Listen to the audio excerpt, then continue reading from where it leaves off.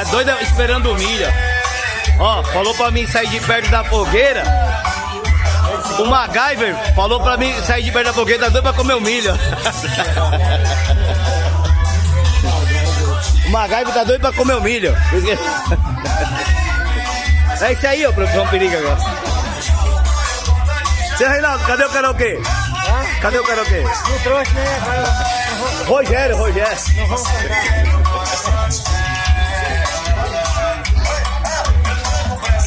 Culpado do Paulinho Gogó, que não quis o karaokê em casa. Ah, vamos buscar.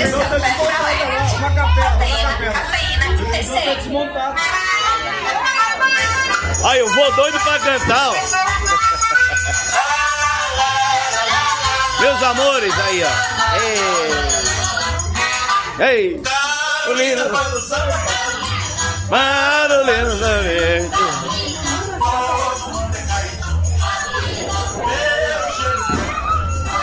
Tá todo mundo pescando? Eita! Cuidado com a água, hein? Cuidado com a água.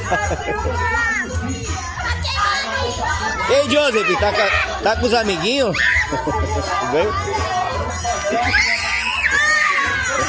Ó, Eva, Marina, quem que tá pescando mais? Do tio?